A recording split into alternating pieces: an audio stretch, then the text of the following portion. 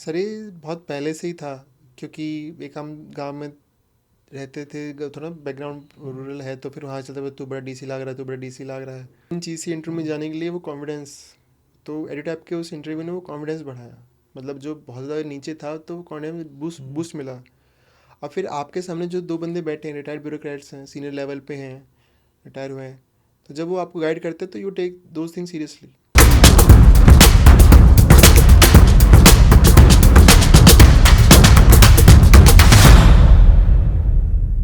Hello everyone. So today we are having a very inspiring individual with us who has recently cleared an EOU examination with his hard work dedication. Let's welcome with a huge round of applause Mr. Nikhil Tyagi. So congratulations sir for becoming an EOU officer. Thank you sir, thank you. So बताइए सभी को कि कैसा feel कर रहे हैं आप after selection? बहुत ज़्यादा रिलैक्स फील कर रहा हूँ मैं। वेरी हैप्पी कि कुछ स्टार्ट हुआ, कुछ अच्छा। तो बस I am overwhelmed with your hospitality sorry.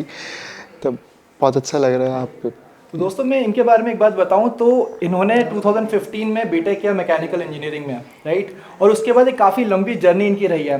इन्होंने 2 यूपीएससी मेंस लिखे और 4 HCS mains and if I am not wrong तो 3 यूपीपीसीएस मेंस भी लिखे। Yes sir. तो एक काफ़ी लंबी जर्नी रही आपकी। हाँ। Now finally you are an EOA officer. तो journey doesn't end here, it's a very long road and we are going to go very far. It's just a start, good start. Right. So अभी क्या आपका journey रही, what is the special about your success? जो साथ थे वो साथ कभी नहीं छोड़ा उन्होंने, चाहे फैमिली हो चाहे फ्रेंड्स हो। एंड बस अपना कुछ लग रहा है कि कुछ क्रिएट किया है, बस इतना ज़्यादा और तो कुछ नहीं। तो दोस्तों आपके मन में कोई सवाल है इनके लिए तो आप प्लीज़ विदाउट एनी हेजिटेशन पूछ सकते हैं। सर जैसे आपने सारे एग्जाम दिए हाँ और बीच में भी रोड ब्लॉक भी है, मतलब फेलियर आया, सब हुआ, हाँ। सर आपने ओवरकम कैसे किया फेलियर? सबसे अच्छे एग्ज़ाम्स की बात है कि एक आता जाता दूसरा आ जाता है तो यू स्टे बिज़ी। और फिर यूपीएससी नहीं हुआ तो फिर ईओ हो गया, तो इसके लिए होता है ना डाइवर्सिफाइड सिलेबस पढ़ते हैं हम, तो माइंड होता है ना कुछ नया ढूंढता रहता है, इसलिए मन लगा रहता था। होता है ना कुछ चीज़ों में कई बार होता है ना डिमोटिवेशन भी होती थी, बट उसके लिए आपके साथी होते हैं आपके साथ। कभी थकान नहीं हुई आपको? पीछे हो गई थी सर, इस अप्रैल में बस हो गया था। तो I joined a school, I worked as a French tutor there. तो सैलरी थोड़ी सी थी, ठीक है, होता ना, it was a part of journey. But उसके बाद फिर मेरा पटवारी बना मैं हरियाणा गवर्नमेंट में। अब उसके बाद फिर ईओ की डेट्स आ गई इंटरव्यूज़ की, और अब ठीक है रिजल्ट इंटरव्यू हो गया, फिर रिजल्ट आ गया, अब यहाँ है। तो एक पिछले 8-9 महीने में आया था, होता ना बस हो गया है कि अब कुछ भी कर, फिर तभी स्कूल ज्वाइन कर लिया था कि स्टार्ट हो बस कहीं से ना, बाकी इट्स फाइन। खुश हो आप? बहुत ज़्यादा जर्नी खाता हूँ वॉच है। वो होता है ना कि आपको भी कुछ मोटिवेशन चाहिए होता है कि यार अब चल कर रहे हैं कुछ हो नहीं रहा, तो अब कुछ हो गया तो फिर ये अब पहले हो गया था कि यार कुछ भी मिल जाए फिर कुछ करना ही नहीं है, चुपचाप पता ना चल जिंदगी। अब कुछ मिल गया तो वे कि भी और आगे करना, अभी और यूपीएससी तो नहीं अटेम्प्ट खत्म हो गया, एचसीएस तो उसके। सो दोस्तों हम सभी सुनते हैं कि कोशिश करने वालों की कभी हार नहीं होती। तो मिस्टर निखिल एक ट्रू एग्जाम्पल हैं इसके। और मैं आपको बताना चाहूँगा कि 1 जैन को इनकी ज्वाइनिंग थी एज अ पटवारी इन हरियाणा और 2 जैन को रिजल्ट आया। Yes sir. तो क्या रिएक्शन था फैमिली का? फर्स्ट जगह जब ज्वाइनिंग करी थी तो सेकंड का हमारी ट्रेनिंग थी, तो मैं और मेरे ब्रदर वो भी पटवारी हैं, तो हम उस दिन ना दिन में न्यूज़ स्टार्ट हो गई थी कि आज रिजल्ट आएगा। तो वहाँ पे हमारे कैफे डेली हाइट्स है सेक्टर 12 में, तो हम शाम को वहीं बैठ गए थे कॉफ़ी पीने के लिए कि भाई अब रिज़ल्ट देख के जाएंगे घर। तो तभी आया था रिज़ल्ट। पहले तो आपके जो वो ग्रुप बना रखा है आप एडिटैप ने, उस पर आया था रिजल्ट, तो उसमें फिर होता ना एक रिजल्ट आ गया ना, आप कॉन्फिडेंस दो कितना कम है, नीचे से देखना स्टार्ट किया मैं नाम ना लिस्ट में अपना, और ऊपर तक आते आते बहुत टाइम फिर ऐसा लगे मैं नीचे नाम नहीं तो ऊपर कैसे हो जाएगा। तो फिर उसके बाद फिर नाम देखा, पहले होता ना ऐसे ही पीछे से त्यागी देखा, फिर निखिल देखा, फिर रोल नंबर याद था ही तो रोल नंबर देखा। फिर मैंने भाई के साथ बैठा तो उसको बताया कि मैंने ऐसे ऐसे है, तो उसने कहा ना भरोसा नहीं है, तो एक बार होता ना अब डैफ निकाल उसका रोल नंबर चेक कर। फिर उसने चेक किया ये डिजिट है, फिर कहा यूपीएससी की साइट से ओरिजिनल उससे कर, वो फिर वहाँ से करा। होता ना 5-7 मिनट तो इसी प्रोसीजर में लग गए थे। फिर जाके फिर हाँ फिर होता ना अल्लाह हो जाता है ना, आपको भी भरोसा नहीं हो जाता ना चीज़ अच्छी चीज़ें होने लग जाती हैं तो। सो फाइनली आप यूए ऑफिसर हैं। Thank तो you. दोस्तों एक बात मैं बताना चाहूँगा कि इन्होंने एडुटैप का पेड कोर्स लिया है हमारा यूपीएससी एपीएफसी ईओएओ का, हाँ। और ये हमारे इंटरव्यू गाइडेंस प्रोग्राम के भी पार्ट थे। So this is a team who has created that beautiful content for you. आपका कंटेंट बहुत ज़्यादा अच्छा है। मतलब मेरे से मिले जिन्होंने पूछा ना कि कैसे तैयारी करनी है, मैंने कहा आप एडुटैप का कोर्स ले लो और मोर देन सफिशिएंट है, उसके अलावा कुछ करने की ज़रूरत ही नहीं है। टीचर को ऑन दिन आफ्टर है। सर मेरे से ना जैसे मतलब डोंट माइंड कि मेरे से ना वो लेक्चर्स देखे ही नहीं जाते, तो मुझे रीडिंग ज़्यादा अच्छी लगती है, तो आई यूज टू प्रेफर होता है ना कि डाउनलोड द फाइल्स, उसके बाद फिर प्रिंट आउट निकाल के वैसे ही पढ़ता था। हाँ जी, हाँ जी, वो नोट्स ज़्यादा अच्छे लगते तो ना, वो आप अपने हिसाब से चीज़ें कर सकते हो। अभी स्क्रीन देखना इरिटेट करता है मुझे ना पर्सनली। जैसे आपने जैसे पेड कोर्स किया था, नोट्स के अलावा कोई और हेल्प आपको मिली हुई है? ऑब्वियस पेड भी है तो नोट्स तो आपको मिलेंगे, उसके अलावा कुछ और? जैसे वो जब डैफ भरा जा रहा था तो वो मैं, हाँ कुलदीप सर थे, हाँ, तो वो दिख नहीं रहे ना मैं तो उनसे वीडियो कॉल तो ना पर्सनली क्वेश्चंस आंसर किए थे, तो डैफ अच्छे से भरवाया था उन्होंने कि इसमें ये है वो है ऐसे वैसे। फिर उन्होंने किसी ईपीएफओ ऑफिसर से भी कनेक्ट करवाया था, तो उन्होंने फिर ही बताया था, वो शायद वो सीनियर लेवल पे थे, वो तो होते ना जिनसे मिलवाया था।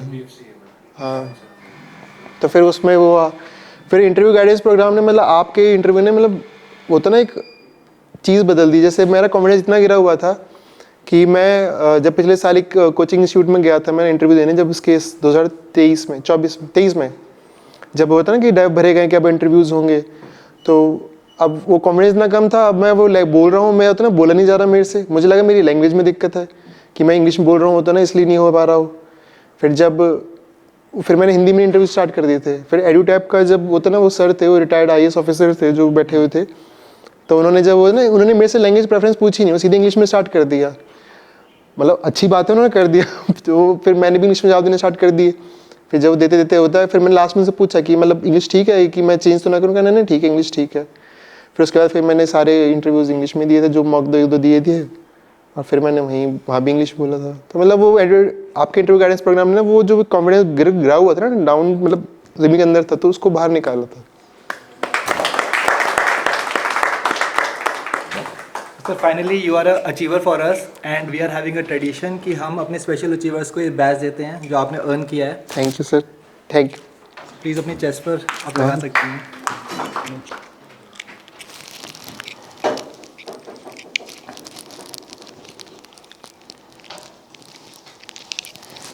और एक स्पेशल गिफ्ट एडुटैप की तरफ से आपके लिए, Thank जो you. आपको काफ़ी हेल्प करेगी। Thank you, thank you. आपका कंटेंट सच में अच्छा है। मतलब जैसे जो आपका जैसे होता है ना, जो जीएस था वो तो मैंने पहले से बहुत साल से ना एक ही चीज़ पढ़ रहा था, तो वो सो मैं चेंज नहीं करा। बट जैसे सोशल सिक्योरिटी थी या इंडस्ट्रियल लॉ थे या फिर अकाउंटिंग थी, मतलब उसके बाहर आता ही नहीं एग्ज़ाम में कुछ। आपका मैंने आरबीआई ग्रेड बी का भी लिया था पहले ना कोर्स 2021 में, तो तब वो हुआ नहीं था वो, पर कंटेंट आपका बहुत ज़्यादा अच्छा है। टीम बहुत अच्छी है कंटेंट डेवलपमेंट में। Thank you.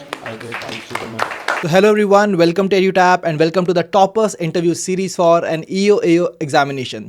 So my dear friends, today I am really thrilled to have a very special guest with me, that is Mr. Nikhil Tyagi, who has recently cleared an EOAO examination and he is now an EOAO officer. Congratulations, Nikhil. Thank you, sir. So how are you feeling right now after being selected as an EOAO officer? I am feeling very happy, very relaxed, and it has been a relaxation is a feeling that I have been missing for past 10 years. So lastly I have got it. I am feeling very relaxed. So big relaxation for you. Yes, sir. सो दोस्तों मैं आपको निखिल के बारे में बताऊं तो इन्होंने 2015 में बीटेक कंप्लीट किया अपना, एंड आफ्टर दैट इनके मन में एक चाहत थी हमेशा से कि मुझे एक गवर्नमेंट ऑफिसर बनना है, तो इन्होंने यूपीएससी की अपनी जर्नी स्टार्ट की, और in those last 8 years he has given 2 UPSC mains, 3 UPPCS mains and 4 HCS mains, and now he is here with us as an EOAO officer. तो निखिल काफ़ी लंबी जर्नी रही। सो क्या स्पेशल बनाता है आपकी इस जर्नी को और इस सक्सेस को? कि उन्हें हार नहीं मानी, सबसे अच्छा तो वो है, सबसे बड़ी चीज़ वो है। फिर जिन्होंने स्टार्टिंग में साथ दिया तो उन्होंने आज तक साथ दिया, तो आपको बहुत अच्छे साथी मिल जाते हैं लाइफ का भर के, चाहे आपकी फैमिली हो चाहे फ्रेंड्स हो। तो और इन दी एंड जो रिजल्ट चाहिए था वो मिल गया। तो इसलिए ये जो रिजल्ट मिल गया है, होता है ना, at the and winning is everything, तो कई बार बोला जाता है ऐसा। तो वो जो विन है वो मिल गई, तो इसलिए वो उसको स्पेशल बना देता है। स्ट्रगल था ठीक है, बट अब कोई फील नहीं होता। एब्सोल्युटली। सो दोस्तों, आज के इस सेशन के अंदर हम जानेंगे कि इनके क्या लर्निंग्स थी through out his preparation journey, कैसे इन्होंने एग्ज़ाम की प्रिपरेशन की, तो ये सभी चीज़ें हम इनसे जानेंगे। तो सबसे पहली चीज़ निखिल, कब आपके मन में हुआ कि मुझे एक गवर्नमेंट ऑफिसर बनना है? सर ये बहुत पहले से ही था, क्योंकि एक हम गांव में रहते थे, थोड़ा बैकग्राउंड रूरल है, तो फिर वहाँ चलते हुए तू बड़ा डीसी लग रहा है, तू बड़ा डीसी लग रहा है। तो एक होता है ना भाई, ये था कि डीसी, फिर हमारे फादर सोशल सर्कल था हमेशा से उनका, तो हमें होता है ना, मतलब लोगों से मिलना जुलना होता था, देखना होता था, तो हमेशा वो चीज़ इंस्पायरिंग लगती थी। फिर बहुत सारी चीज़ें थी जो आपको लगता है आसपास की, भाई आप ये चीज़ें चेंज करना चाहते हो ना, सोसाइटी ना योर इन्वायरमेंट और ये वो, और वाइल डूइंग दैट आप अपनी लाइफ भी बेटर करना चाहते हो। तो ये गवर्नमेंट ऑफिसर वाली चीज़ वो थी कि जो आप दोनों को पैरेलल चला सकते हैं। ऐसा भी नहीं था कि मतलब आपको सिर्फ सोशल उसमें निकल जाना है ना, और फिर होता है ना कि अपनी लाइफ भी ठीक, सिर्फ अपनी लाइफ ठीक करनी है, तो इसलिए गवर्नमेंट ऑफिसर का था। ओके, सो फाइनली अब आप बन चुके हैं गवर्नमेंट ऑफिसर, राइट? सो अगर हम बात करते हैं इनकी जर्नी की गाइस, तो हमने देखा कि इन्होंने काफ़ी ज़्यादा एक स्ट्रगल है, क्योंकि 8 इयर्स की जर्नी आसान नहीं। और मैं इनके बारे में एक और चीज़ बताता हूँ आपको कि after seeing all these failures as when he was an aspirant of UPSC, HCS and UPPCS, हमेशा स्टूडेंट्स के माइंड में क्या रहता है कि जो एक नई चीज़ सीखने की ललक होती है, जो एक चाहत होती है, वो ख़त्म हो जाती है। बट निखिल की स्टोरी कुछ अलग है, क्योंकि even after seeing all of that, इन्होंने एक बार फिर स्क्रैच से चीज़ें स्टार्ट करने की कोशिश की, और इन्होंने एक एज अ फ्रेंच ट्यूटर इन्होंने ज्वाइन किया एक प्राइवेट स्कूल के अंदर। यस। तो एक काफ़ी नया चीज़ था, बट स्टिल इन्होंने हार नहीं मानी। उसके बाद इन्होंने पटवारी का एग्ज़ाम दिया, और ये पटवारी भी बने, and now he is finally an EOA officer. So अगर हम बात करें कि लाइक आपकी जर्नी स्टार्ट हुई as a UPSC civil services aspirant, तो ईओए ऑफिसर की तैयारी आपने कब से शुरू की? सर ये 2023 में एडवर्टाइज हुई थी ये ईओए की, और सबसे अच्छी बात थी कि ये टारगेटेड जॉब थी कि आपको बहुत ज़्यादा वास्ट नहीं पढ़ना, बहुत ज़्यादा एग्जाम्स नहीं देने, एक रिटर्न, एक इंटरव्यू, और यूल बी देयर। तो इस चीज़ लिए मैंने 2023 में स्टार्ट करी थी। जैसे ही फॉर्म भरे गए, मैंने आपका कोर्स लिया टाइप का, और उस कोर्स ने बहुत ज़्यादा मदद करी। मतलब अगर वो कोर्स ना होता तो मेरे सोशल, ये जो है सिक्योरिटी, जो सेकेंड जो वैसी चीज़ें हैं, तो वो हो ही नहीं पाती, क्योंकि फिर होता ना, आप बहुत ज़्यादा कंटेंट ढूंढने की कोशिश करते, तो आपकी रिसर्च में निकल जाता, वो तैयारी हो ही नहीं पाती। तो फिर 2023 में स्टार्ट किया था, एग्ज़ाम हुआ, रिटर्न हुआ, और 2 जुलाई को पेपर हुआ था, 22 जुलाई को रिजल्ट आ गया था। फिर उसके बाद इंटरव्यू में आपकी हेल्प हुई, तो फिर हो गया, चीज़ें ठीक होती चली गई। सो 2023 में आपने स्टार्ट किया। अगर हम बात करते हैं ईओए ऑफिसर एग्जामिनेशन की, क्योंकि आपकी जो जर्नी रही वो शुरू हुई as a UPSC civil services aspirant, right? But जब हम बात करें ईओए की, तो सिलेबस में काफ़ी चेंजेस थे, क्योंकि यहाँ पर आपको अकाउंटेंसी, आईआर, लेबर लॉज पढ़ना था, राइट? तो आपने कैसे उसे मैनेज किया? सर बहुत सिंपल था, बहुत इजी था, कि एक तो कॉन्फिडेंस था कि भाई जो नॉर्मल जीएस का पार्ट है वो मैं लास्ट के कुछ दिनों में भी ब्रशअप कर लूँगा, उसमें तो कोई दिक्कत थी नहीं। फिर जो आपका कंटेंट था सोशल सिक्योरिटी का, अकाउंटिंग का, वो बहुत ज़्यादा प्रिसाइज था, क्रिस्प था, और टारगेटेड था। मतलब उसको बहुत ज़्यादा नेसेसरी वास्ट नहीं कर रखा था। सोशल सिक्योरिटी हो गई, इंडस्ट्रियल रिलेशंस हो गए, लेबर लॉज हो गए, वो बहुत अच्छे थे। अकाउंटिंग के नोट्स अच्छे थे, बट उतना अकाउंट्स का ए भी नहीं पता था, तो फिर थोड़ा सा मुश्किल हो जाता है। For that I took help of 11th and 12th accounts NCERTs। थोड़ा सा एक्सप्लेनेशन है, तो उसमें थोड़ा सा वो अच्छा हो गया। बस इसी तरह से फिर वो सिलेबस कवर होता चला गया। इंग्लिश का मुझे कॉन्फिडेंस था कि भाई मैं न्यूज़पेपर डेली रीडिंग करता हूँ, तो इससे बाहर तो नहीं आ सकता। क्या सिनोनिम्स, एंटोनिम्स, ये फिर होता है व्हाट इज़ द, मतलब कि मैं एरर्स ढूंढो, यही पूछ सकते हैं, और वो न्यूज़पेपर बहुत अच्छे से कवर कर जाता है। तो इसी तैयार से मैंने तैयारी करी थी, बहुत ही ज़्यादा फैलाया नहीं, बहुत छोटा, कि भाई जब रिटन एग्ज़ाम था तो मुझे याद है, मैं मतलब आपकी वो, आप हर उसके साथ क्विज़ देते हो, आप हर लेक्चर के साथ क्विज़ देते हो, तो मुझे यही था कि हर क्विज़ बार बार देना है, कि आगे जो इंपॉर्टेंट क्वेश्चन है वो ब्रशअप हो जाए। तो लास्ट डे भी मतलब जब मैं बैठा हुआ था शाम को, वहाँ पे एक कैफ़े था, आई लव हैविंग कॉफ़ी बाहर जाके, तो मैं वहाँ कैफ़े पे बैठा हुआ था, तो फिर मैंने वहाँ भी शाम तक मैं यही कर रहा था। शाम को फिर मैंने बुक्स वगैरह बंद कर दी थी, कि अब सुबह पेपर में देखेंगे। At this point of time कि जब हम देखते हैं कि हमारे आसपास रिसोर्सेज की भरमार है, हर एक चीज़ के लिए आपको काफ़ी रिसोर्सेज मिल जाते हैं, यस सर। तो कैसे आपने अपने रिसोर्सेज को मैनेज किया? सर मैं शुरू से ही मानना है कि हमारे ना कहावत है, आप तो कह रहे कि दो नाव में चढ़ा आदमी डूबता ही है, तो हमेशा एक ही नाव पकड़ी है हमने। तो ये भी था कि एक ही नाव पकड़नी है, तो अब एडुटैप से बढ़िया कोर्स कोई दे ही नहीं सकता। तो फिर वो कोर्स था, फिर मैंने उसी पे रहा था कि मैंने कहा अब ज़्यादा पढ़ना ही नहीं। फिर मैंने पिछले प्रीवियस ईयर पेपर्स भी देखे थे, उसमें जो सोशल सिक्योरिटीज़ के क्वेश्चंस हैं या फिर जो भी हैं, वो आपका कोर्स बहुत अच्छे से कवर कर रहा था। तो एक कॉन्फिडेंस भी हो जाता है कि भाई ठीक है भाई, पिछले भी है। तो फिर वहाँ से फिर मैंने कभी करा ही नहीं कि इधर उधर देखना है, जो है कम में कम को ज़्यादा बार पढ़ने की ज़्यादा ज़रूरी है, बजाय कि बहुत ज़्यादा को थोड़ा ही बार। सो दोस्तों, मैं आपको बता दूं कि निखिल हमारे यूपीएससी एपीएफसी ईओ एओ के एक पेड स्टूडेंट रहे हैं कोर्स के, और इन्होंने वहाँ से प्रिपरेशन की, जैसा इन्होंने मेंशन किया।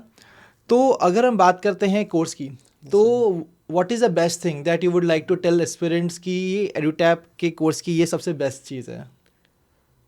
क्वालिटी बहुत अच्छी है कंटेंट की आपकी की, अननेसेसरी फैला नहीं रखा है, क्रिस्प है, शॉर्ट हैं, प्रिसाइज हैं, वो अच्छी बात है। टारगेटेड अप्रोच रखते हैं आप, और सबसे अच्छी बात है कि कॉस्ट इफेक्टिव है।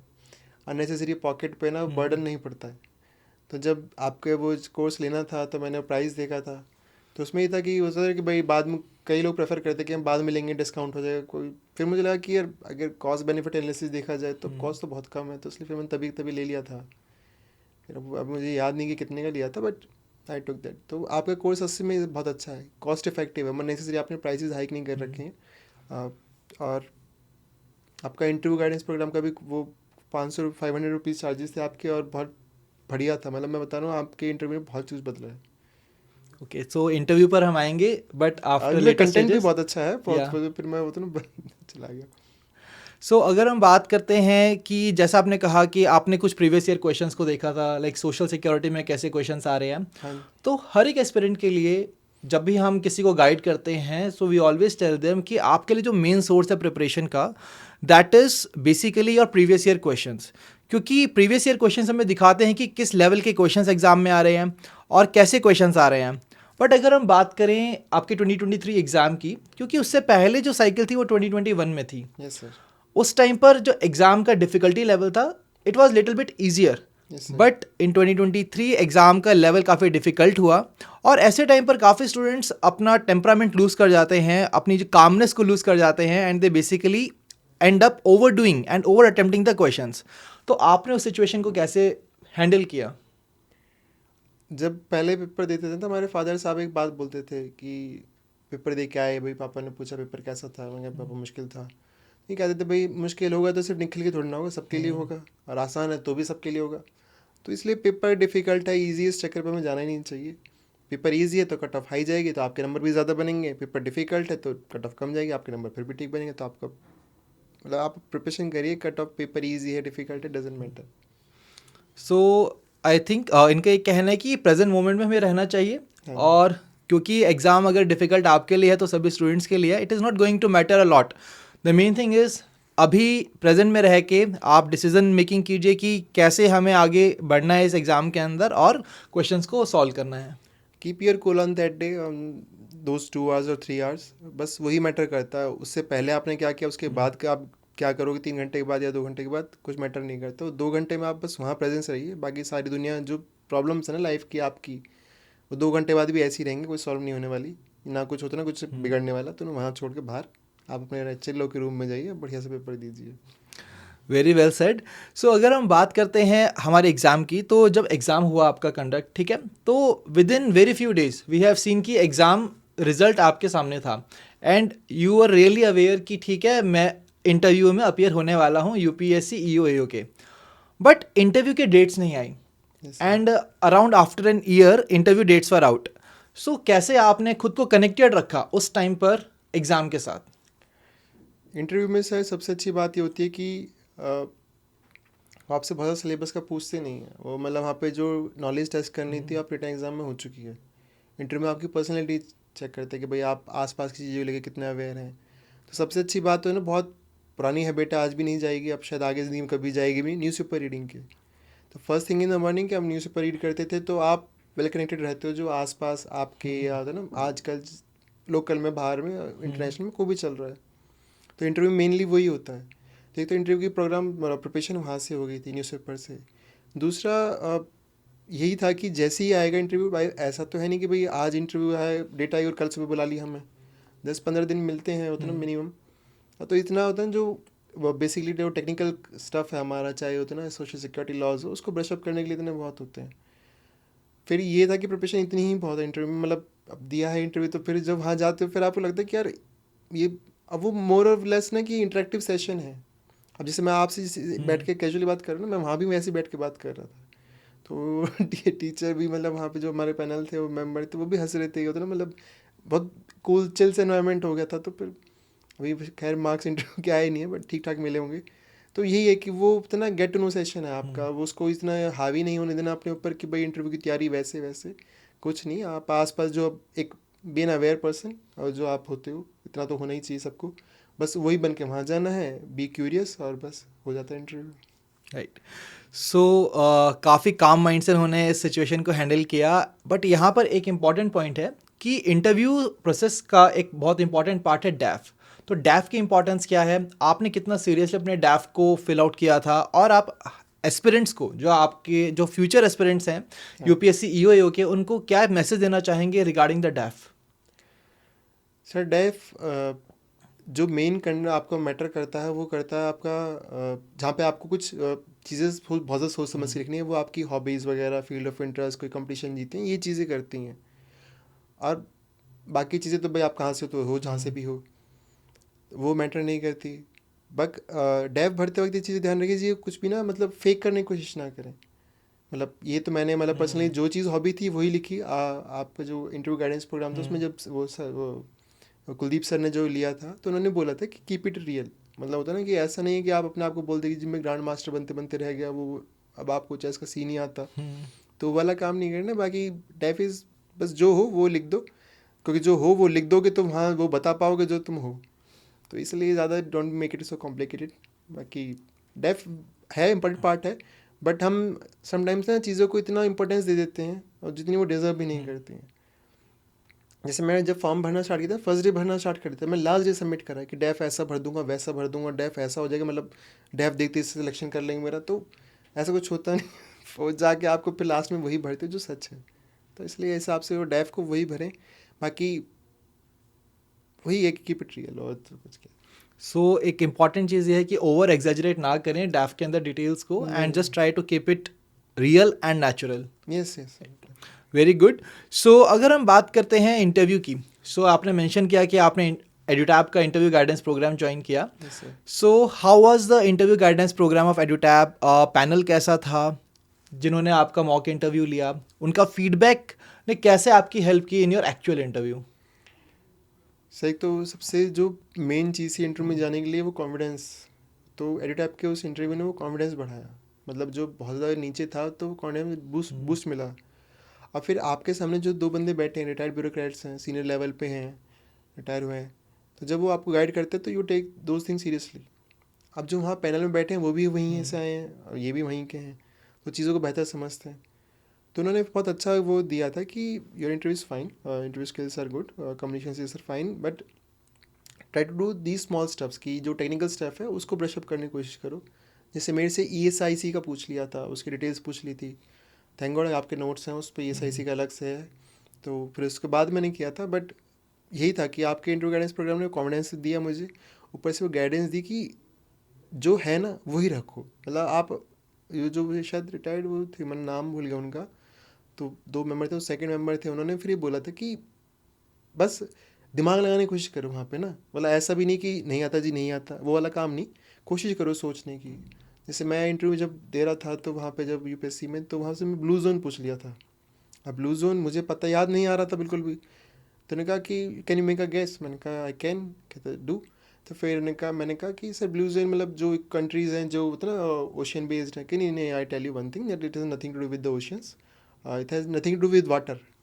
फिर मैंने कहा सर इसका आगे मुझे पता नहीं, इसका तो मैं गैस कर फिर ज़्यादा हो जाएगा। तो मैंने कहा कि ये वो है जैसे जो कंट्रीज़ हैं जिनमें ओल्ड एज पॉपुलेशन ज़्यादा हो रही, डिपेंडेंस, फिर एकदम आपको माइंड में क्लिक कर, हाँ यार ये तो मैंने पढ़ा है। तो फिर मुझसे वही कह रहे थे कि मतलब वो जो आपकी कि अपना दिमाग साथ लेके जाओ, मतलब घर छोड़ के नहीं जाना उसको। और क्योंकि आपको वहाँ थोड़ा परेशान करेंगे इंटरव्यू में ना, तीनों नहीं करते, पता नहीं क्या टीम स्ट्रेटेजी होती है कि एक ही करता है उनमें ना, वो एक ही स्ट्रेटेजी वो होते हैं पैनल मेंबर जो आपको परेशान करते हैं ना, he push you to the your limit कि अब यही जानना है मुझे, अब यही जानना है, आप कहते रहो कि नहीं पता नहीं पता नहीं, यही जानना है मुझे कि करो करो करो। तो फिर उस इंटरव्यू गाइडेंस प्रोग्राम ने ये कहा था कि ज़्यादा लोड नहीं लेनी है, आता है कोशिश करो गैस करने की, गैस वर्क ठीक रखो, अपना दिमाग लेके जाओ, बाकी नहीं आता तो नहीं आता है, इसमें ज़्यादा कुछ कर नहीं सकते। कहते कि वहाँ पे मतलब तुमसे वो आपके वो जो पैनल थे उन्होंने बताया था कि ज़्यादा कुछ एक्सपेक्ट कर नहीं रहे हैं तुमसे, तो इसलिए रिलैक्स।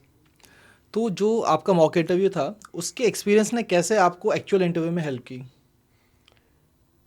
जैसे आप होते नहीं हो कि जो थर्ड मेंबर थे मेरे से वो स्पीच पढ़ गए थे कि वो जो न्यू क्रिमिनल लॉज हैं और जो ओल्ड क्रिमिनल लॉज हैं इसमें फ़र्क क्या है, क्यों आए हैं।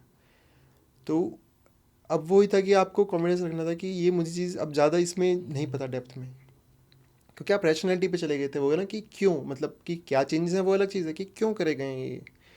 अब आप एक बियॉन्ड अ पॉइंट आप ज़्यादा कुछ बोल नहीं सकते क्योंकि आपको अब लिमिट में रहना है। तो बस वही था कि वहाँ पे जब वो मैं आपका गाइडेंस प्रोग्राम का वो दे रहा था इंटरव्यू, मॉक इंटरव्यू, तो उसमें जो रिटायर्ड आईएएस थे उन्होंने भी ऐसे ESIC के पीछे में से बात सवाल पे सवाल पूछने लग गए थे। तो उन्होंने फिर मुझे बाद में कहा था कि जैसे अब क्वेश्चन हैं वही वाली बात है कि आपको अनकंफर्टेबल आप उन क्वेश्चन से, तो मतलब डोंट डॉज दैम, मतलब नेसेसरी ऐसे मतलब एस्केप मत करने कोशिश करो कि सामने को लगने लग जाए कि मतलब you are uncomfortable in this. Have confidence, have faith in yourself. तो उस चीज़ ने बहुत, मैं आपको बताने लगा कि मैं आपके इंटरव्यू गाइडेंस प्रोग्राम ने मतलब वो इंटरव्यू का क्रक्स बदला है मेरे का, वरना मैं सच में नहीं सोच सकता था कि मेरा इंटरव्यू क्लियर होगा।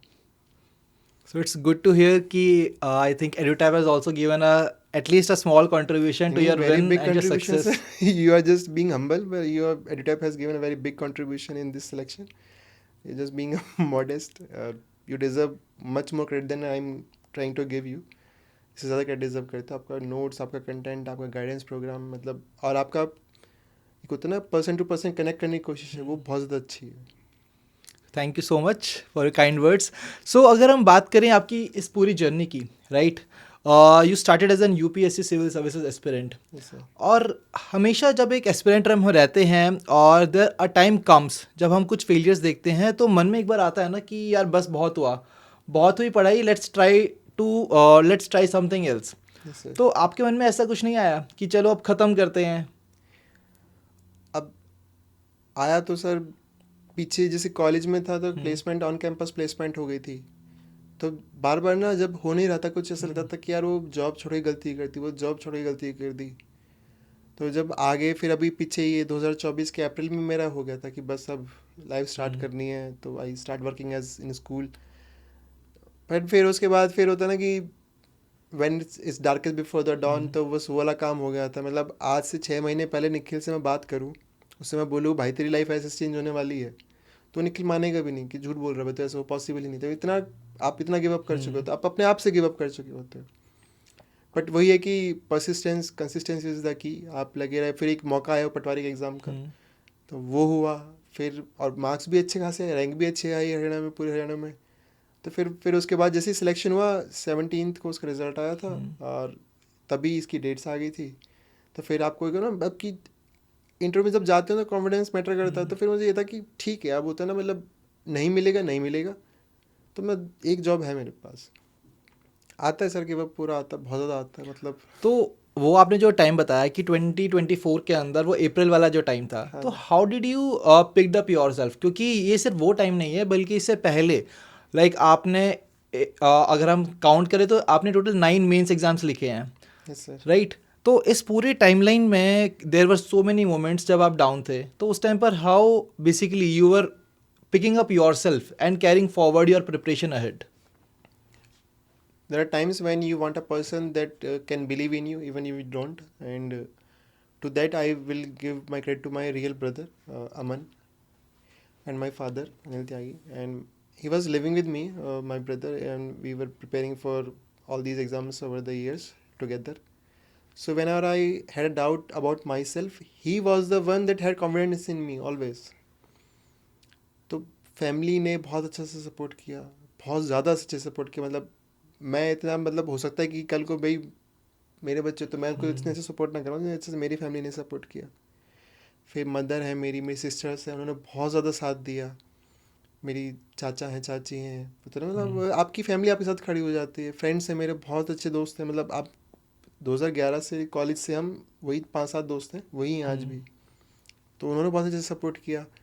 फिर हमारी बहुत ख़ास दोस्त है हमारी, नाम तो मैं क्या भी ले नहीं सकता, उन्होंने मतलब होता ना, she has been with me through thick and thin and for the past 5 years. तो when the result came I gave her credit that this is a you had a contribution, you have contribution in this. She said in that it's your hard work. मैंने कहा अब वो होता ना कि बुरे में आप सबको याद करो, पर जब अच्छा हो जाता फिर बोलोगे तुम ही तुम हो, तो फिर वो नहीं होता।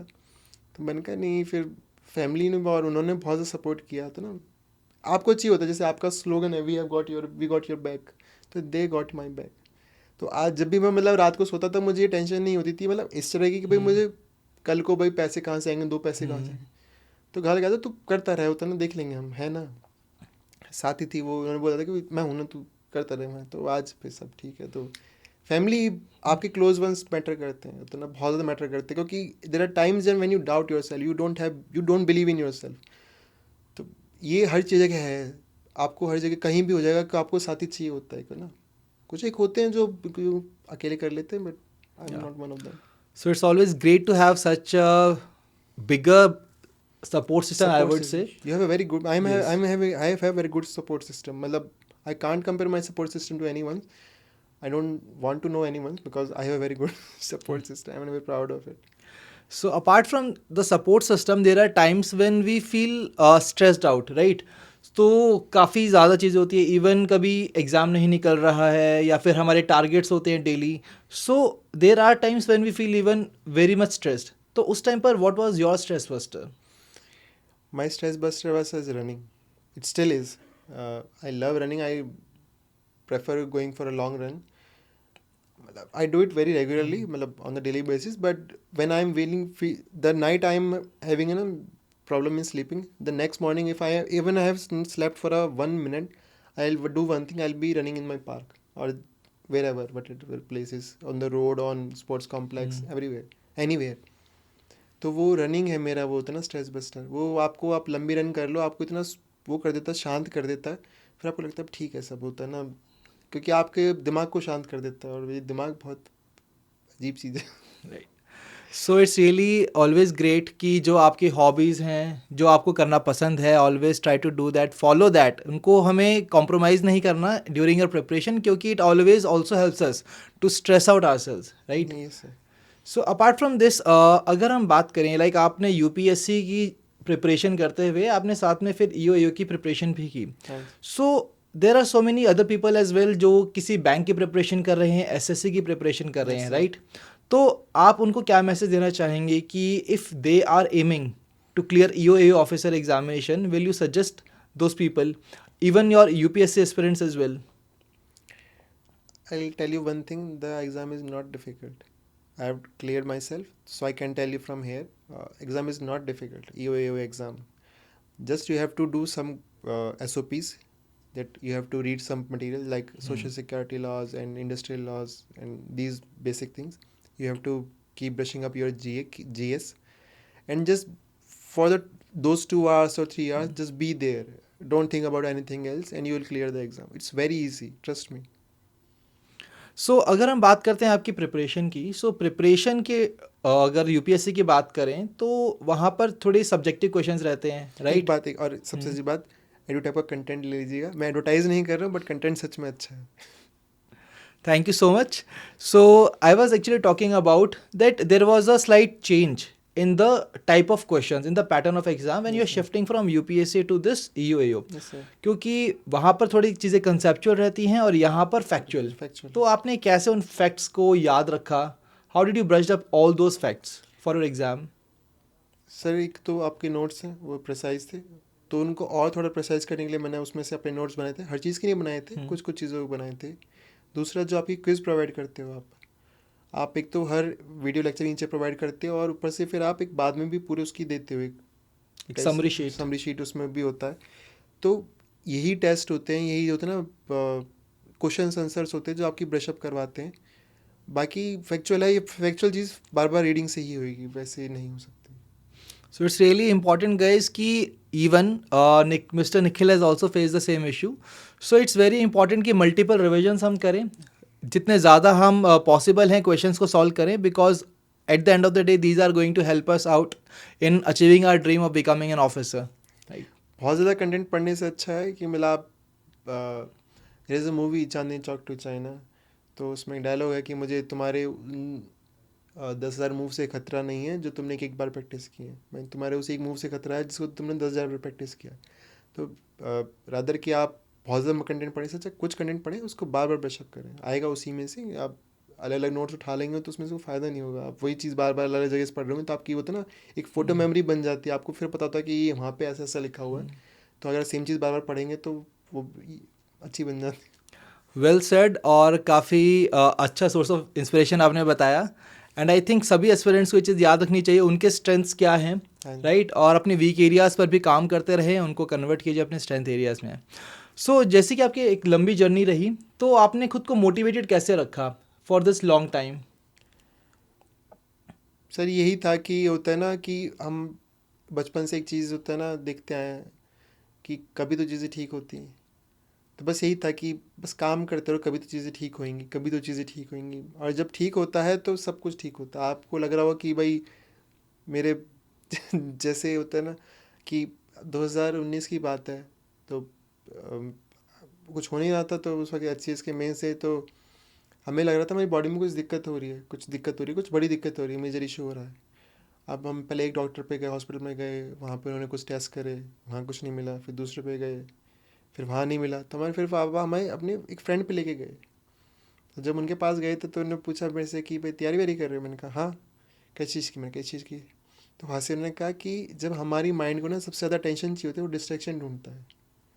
आपको लग रहा होगा कि नहीं मैं डिस्ट्रैक्शन नहीं, जब माइंड ऐसी ही चीज़ है, जब आपको पूरा है कि अभी मुझे फोकस रहना है तो आप ना इधर उधर ज़्यादा देखते हो। तो बस उन डिस्ट्रैक्शन से बचना है, स्टे अटेंटिव और काम करते रहिए, ज़्यादा कुछ है नहीं वैसे ही। तो आपने डिस्ट्रैक्शंस की बात की, तो कोई मंत्र आप हमारे एस्पिरेंट्स को देना चाहेंगे टू रिमेन फोकस्ड? हर चीज़ राइटिंग में होनी चाहिए। होता है ना कि आप प्लान बना रहे हैं, आप हो रहे हैं कि जो आप प्लान बनाते हैं राइटिंग में, तो आप अपने आप से प्रोमिस करते हैं, और इंसान अपने आप से प्रोमिस तो निभाता ही है। तो बस उनको लिखित में रखिए, हर चीज़ को, अपने इमोशंस को लिखित में रखिए। तो ना मतलब बोलने से ये चीज़ें सॉल्व नहीं होती, लिखने से ही होती हैं, तो write it down. I think it's very humble and practical approach that he has said. So इनकी जर्नी देख के मुझे एक कोट याद आता है, that success is not final, failure is not fatal, it is a courage to continue that counts. And I think with this particular part and his hard work and his rock strong mindset, he has been able to become an EOA officer today. Thank you sir, thank you. So कोई एक special message आप हमारे aspirants को देना चाहेंगे, that the biggest learning of your journey? आपका family बहुत important है, आपके फ्रेंड्स बहुत इम्पोर्टेंट है, और कभी भी किसी को ये नहीं छोड़ना कि मैं कल खुश होऊंगा जब ये हो जाएगा। तो आज अगर आप आज खुश हैं तो आप कल खुश हैं, वरना कभी ऐसा दिन नहीं आएगा कि जी ये हो जाएगा तो आप खुश होंगे। कोई कभी बाद में खुश नहीं होता, जो खुश होता है अभी होता है। खुशी खुशी जो काम हो जाए वो सबसे अच्छा है। आप तैयारी भी कर रहे हैं, अगर आप भड़क में करेंगे, दुखी रह के करेंगे, तो तैयारी भी अच्छी नहीं होगी। तो खुश रह के करिए, कम मिले ज़्यादा मिले वो अलग चीज़ है, बट स्टे चिल, मतलब कोई फ़र्क नहीं पड़ जाता। अब बाद में ना सब यहीं ऐसे चलना है। एक गाना नथिंग लास्ट गाना है करण औजला का, सब ऐथे ही रह जाने हैं। होता ना किसी ने डर के काट ली जिनकी, किसी ने सीने ताने हैं, ऐथे ही रह जाने, सब इतने रह जाना। तो मतलब काम करते रहिए खुशी खुशी, बाकी कुछ नहीं है रखा चीज़ों में। So very well said. So sir, it was really great to have this conversation with you. Thank you sir, thank you. And again, I would like to congratulate you on the behalf of whole EduTap team for becoming an EOA officer. Thank you to EduTap team for all the contribution that they have done in my this achievement, and a bigger thank you for calling me here and making it so special that, trust me, when I was coming by train, I was overwhelmed. I have, in my recent memory, I have cried because of negative things, but today I just was feeling overwhelmed because of positive things. I have happiness कि मुझे आंसू आ रहे थे कि मैं यार, तो thank you for making it so special. So it's really great for us as well, और हमें भी काफ़ी अच्छा लगा क्योंकि जब हमारे स्टूडेंट्स को सक्सेस मिलती है, उनके सपने साकार होते हैं, तो सबसे ज़्यादा खुशी हम लोगों को होती है। And we will keep on doing these things for all of you. You're doing a very good job. Doing it very good manner. So I hope we stay in touch. And बस बहुत ज़्यादा thank you clear paper clear करवाने के लिए। So thank you for your kind word sir. And guys I really believe कि आप सभी ने बहुत कुछ सीखा होगा इनकी जर्नी से, और काफ़ी प्रैक्टिकल अप्रोचेज इन्होंने दी है आपको, that will also help you in your journey of becoming the next EOA officer and in the other examinations as well. I think जो जर्नी और जो अप्रोच इन्होंने बताई है, definitely it is going to help you out, and we will keep on coming up with such more sessions. Till then, stay happy, stay healthy, wish you all happy learning.